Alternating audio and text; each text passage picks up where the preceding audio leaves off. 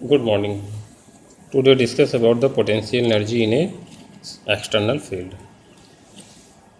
If a charge is placed at the infinite, then the charge is bringing from the infinite to into an external field E, then some work is doing against of the external field E. This doing work external field work W, that is called to the potential energy of the external field. ये आज हम जो topic discuss करेंगे वो है potential energy in an external field. पहला point ले रहे हैं potential energy of a single field, अर्थात जो पोटेंशियल एनर्जी निकालना है वो हम किसी एक्सटर्नल फील्ड में निकालना है। एक्सटर्नल मतलब कोई अलग से कोई फील्ड है पहले से अवेलेबल है, उसमें हम किसी चार्ज को इनफाइनाइट पे जो रखा हुआ है उसको हम उस फील्ड में लाएंगे।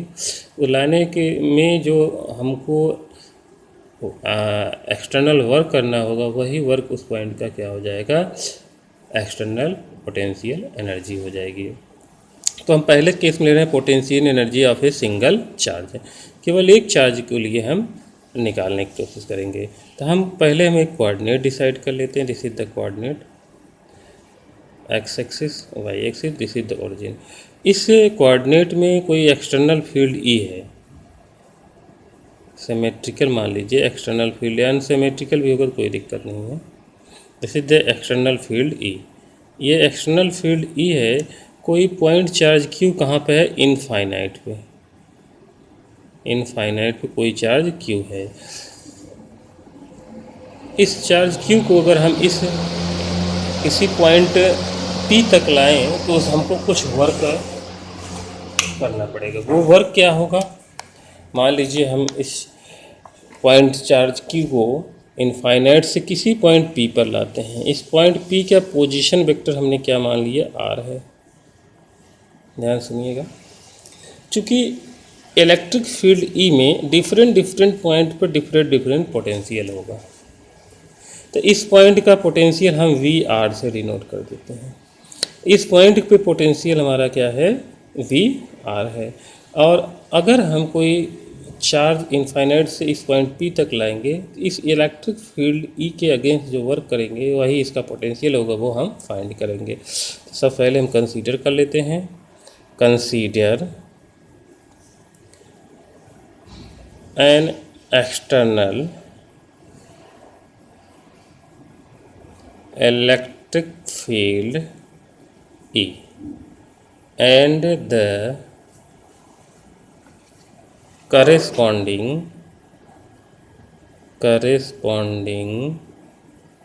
external potential V R may vary from point to point. हम पहले ही बताए हैं v क्या होगी, पॉइंट टू पॉइंट वेरी करेगी। If we are at a point p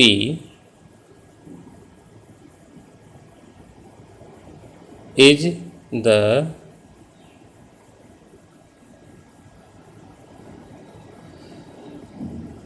work done in bringing a point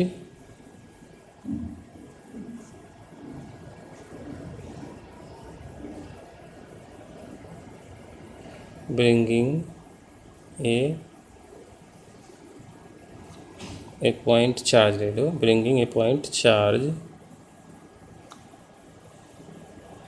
point unit charge कर दो, point unit charge from infinity to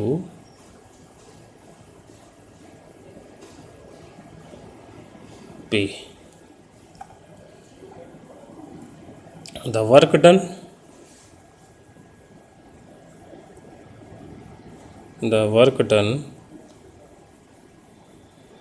in bringing a charge q from infinity to the point P in the external field is QVR. This work is stored in the form of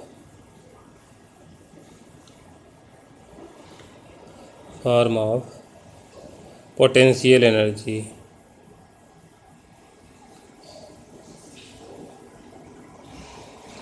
of Q. If the point P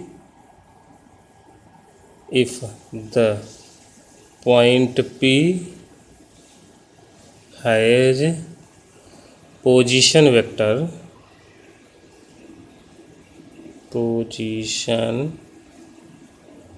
vector R relative to origin, potential energy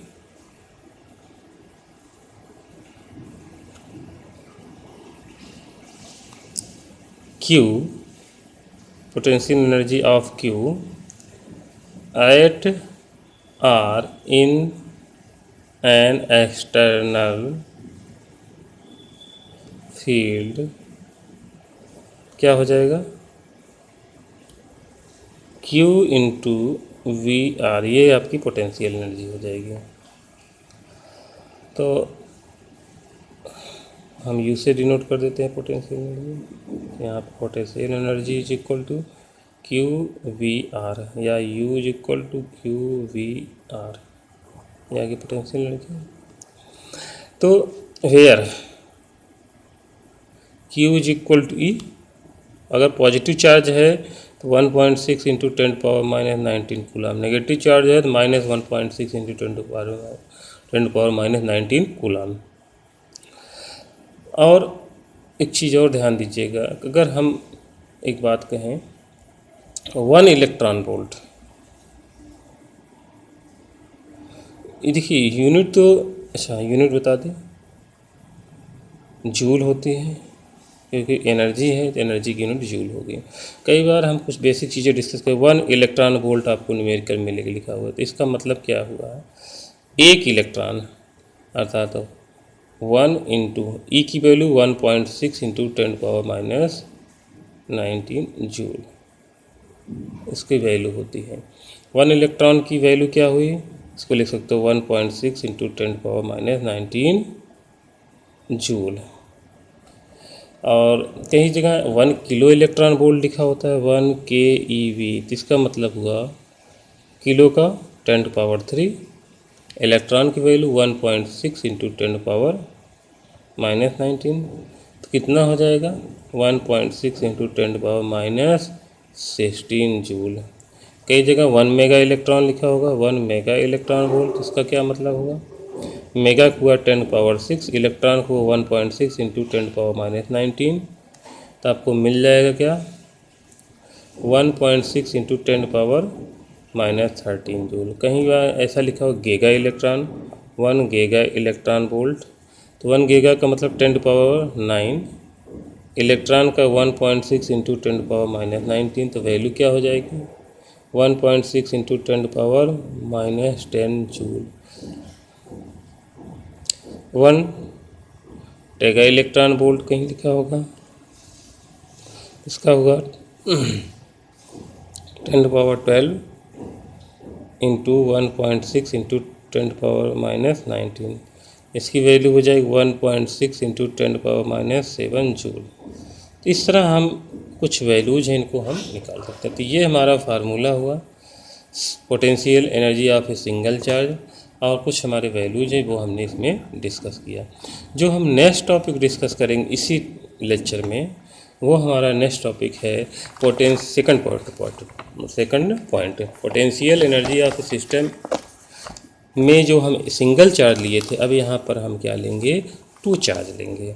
तो हम second point discuss कर रहे हैं, potential energy of A system of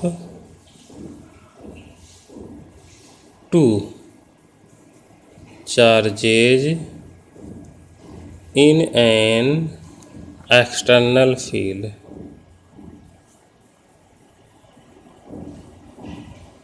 single charge से हमने अभी discuss किया था, लेकिन अब हम क्या कर रहे हैं, दो चार्ज ले लेते हैं हम।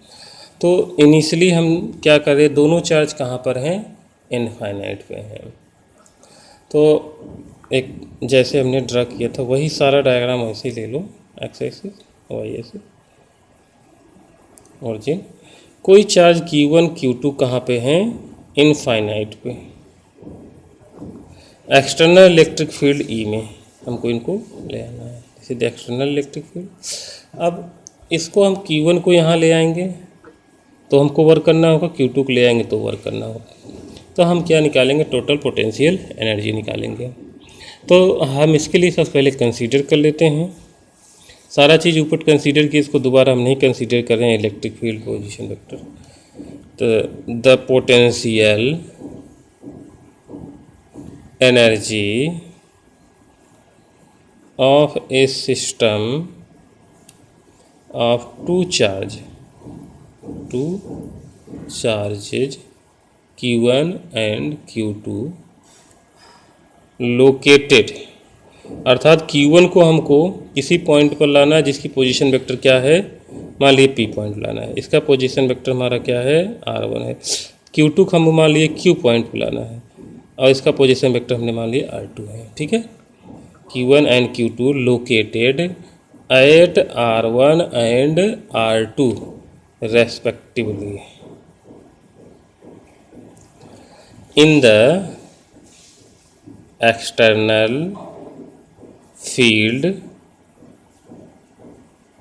कैपिटल E, ठीक है। पहला first we find, we calculate लिख लो, we calculate the work done in bringing the charge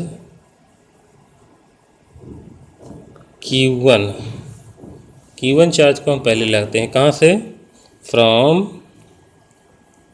infinite infinity to R1 position तक।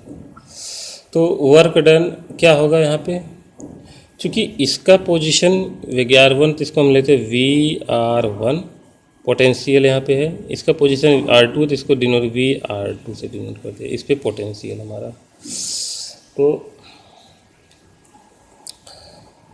तो वर्क डन क्या हो जाएगा, द वर्क डन मान लिया हमारा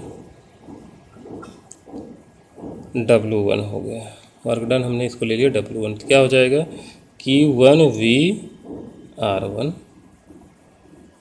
तो इसी तरह हम अब देखिए, चूँकि यहाँ पे अब एक चार्ज ही आ गया है, अब Q2 को लाएंगे तो इसके अगेंस्ट भी काम वर्क करना पड़ेगा और इलेक्ट्रिक फील्ड के भी अगेंस्ट, दोनों के इस चार्ज, क्योंकि Q1 चार्ज यहाँ आ गया है तो अब Q2 चार्ज लाएंगे तो इलेक्ट्रिक फील्ड के भी अगेंस्ट वर्क करना पड़ेगा और Q1 चार्ज के अगेंस्ट भी वर्क करना होगा। तो अब पहले हम इलेक्ट्रिक फील्ड के अगेंस्ट वर्क निकाल लेते हैं, द वर्क डन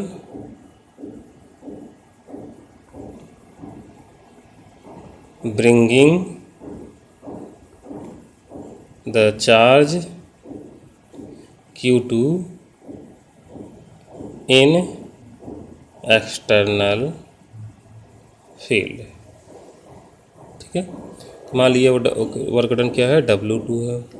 तो एक्सटर्नल फील्ड के आगे अब यहाँ पोटेंशियल क्या है, VR2 लिए हैं, तो Q2 VR2 ये हो गया। तो हमने पहला इक्वेशन ले लिया, इसका सेकंड इक्वेशन। अब हम निकालेंगे Q1 के अगेंस्ट कितना वर्क करना होगा Q2 को। The work done on Q2 against the field due to Q1। Q1 के अगेंस्ट लाने के लिए कितना वर्क डन करना पड़ेगा।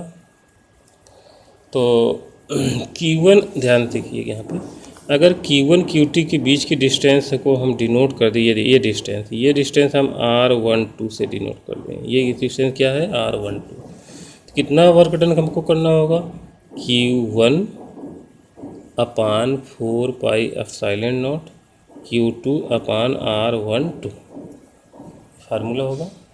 Q1 का potential Q1 1/4 pi epsilon not, ये तो हो गया Q1 पोटेंशियल। लेकिन अब वर्क करना पड़ा तो 4 से हम क्या कर देंगे, मल्टीप्लाइड कर देंगे, डिस्टेंस से डिवाइड कर देंगे।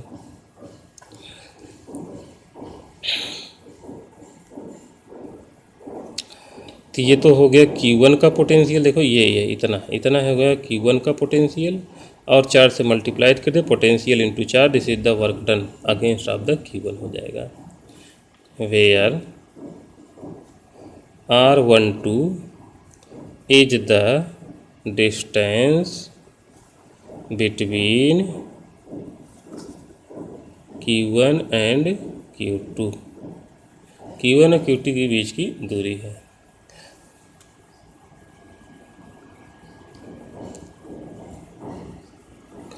Total work done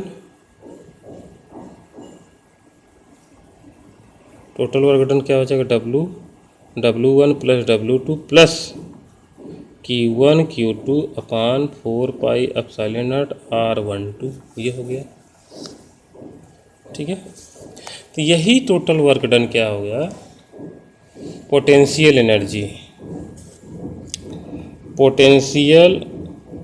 energy of the system is equal to the total work done in this configuration. क्या हो जाएगा, U is equal to W equal to W1 की वैल्यू पुट कर दो, Q1 VR1 plus Q2 VR2 plus Q1 Q2 upon 4 pi epsilon naught R12, this is the total work done of the system. ये आपका total work done निकल गया। ठीक है, तो आज का ये टॉपिक कंप्लीट यहाँ पे होता है। ये दोनों टॉपिक को आपको स्टडी करना है और अच्छे से पढ़ना है। आप लोगों को एक इन्फॉर्मेशन आपको प्रोड्यूस करना था कि आप लोगों के 25 से 30 के बीच में, 25 मई से 25 मई से 30 मई के बीच में हम टेस्ट लेंगे, और 25 तक जितना सिलेबस कवर होगा उतने का हम इस बीच में टेस्ट लेंगे। इसलिए अभी से आप प्रिपरेशन करते रहें। ओके, तो सभी लोग केयरफुली इसके लेसन कर लीजिए कि इसमें जो NCERT बुक से ही हम क्वेश्चन देंगे, उसमें क्वेश्चन दिए हुए हैं। एक्सरसाइज में कुछ क्वेश्चंस न्यूमेरिकल्स हैं, कुछ जो है आपको एग्जाम्पल्स में हैं, और डेरिवेशंस हैं। डेरिवेशंस, एक्सरसाइज और एग्जाम्पल, इन्हीं से हम आपको क्वेश्चन देंगे। NCERT बुक को अच्छे से स्टडी करें और डेरिवेशन को अच्छे से प्रिपेयर करें, ताकि हम जो टेस्ट लें वो अच्छे मार्क्स स्कोर कर सकें। Thank you.